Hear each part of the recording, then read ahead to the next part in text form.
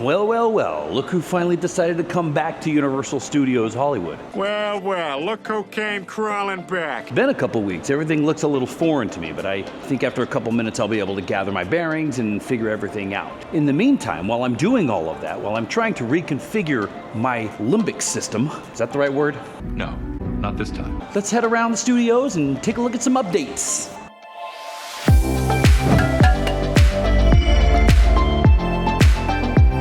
My. They've got this giant trench dug out here. Looks like for maybe some plumbing, sewage. Either way, they're going to be running some big tubes through this large trench that's kind of going through the middle of this area here. Big old pile of dirt, and looks like maybe some sets for power. They got a couple propane boxes over here next to me. I don't know what that's for. Maybe set some charges, blow some stuff up. I don't know. But this is what it looks like now in the Woody Woodpecker parking lot. Kind of nice. Boy, and it seems like the last time I was here, this was a completely different building. Lots changed over here at the Escapology area. They've got these signs up all over the building. Some really cool scenic. They got these little cogs here. I'm not sure if these are going to move. Probably not. That would be really cool though. But they're setting up for more. They're going to probably put a lot more on there. This actually looks more like an extension of Toothsome Emporium presents Escapology. Now that it's got this kind of like black and gold steampunk kind of look to it. Could be cool though. So we're coming up pretty soon. I mean, the inside still looks like it's got some work to do, but I'm sure that's where all the meat and potatoes is anyway. And as far as the old iFly pad, not a lot's changed over there. They just seem to have a heck of a lot more of those pavers kind of building up along there, but they haven't started laying them down yet. They're kind of sitting on crates open in some of the plastic, so it looks like they might be getting down to business here on that end pretty soon. And then after that, put up the security checkpoints and let's go to town. Can't wait. But there's a lot of things to get to today. There's a lot of stuff that's going on inside the park, and I don't want to feel like we're spinning our wheels with the same old thing out here in City Walk. So let's head into the studio and see what's going on in there. I also always forget that when I get here later that they moved the security spot from the far on the other side of the globe to right here in front of the gate. So it makes it a little easier. It's a lot more wide open. But it's hot, so it's a good thing they turned on the little misters. It's kind of nice. Oh, that's kind of nice. Kind of cool that it's getting all set up for FanFest nights. It's coming up, starts just in a couple of weeks here. I think it starts on the 25th of April or something like that, but they got all these cool little signs lined up along Main Street here. When you walk in, you see the little one-piece photo op getting all set up and everything. It's almost here, guys. Not to mention, we don't know what they have planned for summer yet. They haven't even announced that. Too much going on. Oh man, and in the plaza here, they got a stage going, they got these lights, and there's a big old sign on the other side that says FanFest 2025. So that means it's year specific, which could be a good sign that we could be getting one of these next year, and the year after that, and the year after that, and the year after that. All right, I get it! This stage looks awesome. Look at the amount of lights they've got going on this thing. It's about to go down. All I can tell y'all is that it's about to go down. This is about to be a hell of a show. And wow. Right underneath the Baker Street Music Hall, which was home to The Walking Dead. There's your banner for the Star Trek entrance, a la Halloween Horror Nights style. Well, these seem a little bit more bigger and grand. And actually, speaking of Horror Nights, it makes you wonder, since they're gonna have that night event going with FanFest for the next couple of months, are we gonna be seeing Parisian Street here open until they're done with that, and then we don't see this area get blocked off for them to put up the tents for whatever maze is gonna go here for Horror Nights until late May, and they're gonna have to go into super quick mode, which then begs the question, is it just going to be another Monstrose maze that they can just whip out really quick and don't have to put a lot of work and time into an original type of concept? Don't you dare! And even delving further into HHN, we got all these tents starting to pop up. There's two already going up in the, I believe it's the H lot, one in the T pad. Which is where Chainsaw Massacre was last year, and the two by the Curious George lot, which was Ghostbusters and Insidious. They're just tents right now. There's a little bit of a facade going up on one of them. A lot of people are speculating Poltergeist again. I kind of hope not, and I don't really see it. I think it's a little too overly ambitious to be coming to conclusions like that, but you never know. A lot of times these people are kind of spot on. So that's where we are now. FanFest hasn't started. Horror Nights is already showing up. So take that, everybody else. Good luck, everybody else.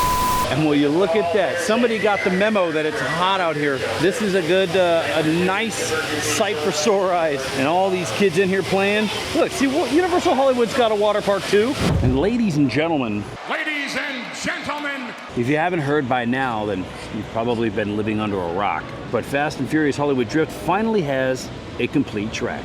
They got that little run down there finished up, and that whatever it's called, that inversion, loop around, turn, spinny loop-de-loop. Nailed it. It's all done. So the track is complete. So now we have an actual view of what this coaster is going to look like. The building is pretty much free from scrim. They're still working on some stuff, but that's to be expected at this point. But that begs the question, what comes next? Well, I think we got some work on the terraforming of the hill. I think they're going to start working on maybe some of the scenic portion of it. Probably should start really focusing on the sound wall, because there's still a lot. I mean, they haven't even started on most of that. You can see they've got those little concrete blocks down there that they're going to build. I'm assuming that that's where the sound wall is going to run across, basically that entire road. And if you come here and you've noticed that it seems a little bit more open out here, that's because that big crane that's been here moving the pieces around for the last year and a half is all bye-bye. That's all gone. Now, what are they going to do with that giant concrete square that they've got down there? Who knows? Maybe that's storage in the future. But it's nice to look at, just like the rest of this freaking ride. It's going to be even more nice to jump on this. Probably at the end of the year, guys. I'm going to just say it. I'm going to give the hot take here. I'm going to say November, December. Soft open. Give it to me. Give me that drift in Hollywood. Give me what I want! I'm not sure if this is such a good idea, but I'm going to attempt to go down to the lower lot because there's stuff down there that I want to talk about too. So, wish me luck. Good luck, everybody else! Mainly this, the Hillside Mystery Project. What appears to be basically a freeway lane. Up there at the top, they've got a couple steel beams that they've driven deep into the ground. I'm not sure what that means. My gut is telling me that they're going to basically, they're going to cut the mountain off at that point and drive it straight down and move this green retaining wall all the way up to there. That's kind of a massive project, and I don't know if they're going to go all the way to the escalators because they haven't taken these trees here out. But the questions just keep coming. I have no idea. But they are moving forward at a rabbit's pace. That's what she said. I don't get it. at this point. So I'm sure we'll be getting answers soon enough. And there was a lot of people out here, and they're starting to put these tables out. I don't know if it's they're already setting up for grad nights and stuff in the middle of August. I'm not a smart man. I mean, that's a possibility. Maybe they're doing that, but it seems like because they're closing at 6, this could be for some sort of after-hours thing that they're doing. But the lower lot, my oh my, summer crowd, summer size. Oh, and they got us all turned around for the entrance of Dungeons and Dragons. We're going on this side of Transformers this year, so we'll be coming out the other way, I guess. You got me. And Super Nintendo World's feeling that heat too. A lot of people in here, even though there's not a lot to do. The character meet and greets are all done for today. The only thing that's left is Mario Kart, which I don't know if I'm feeling so up to that tonight, so I'm gonna head back and go toward the water, I think. Gotta utilize my fast pass. I don't get to do it very often because I'm not here past 3.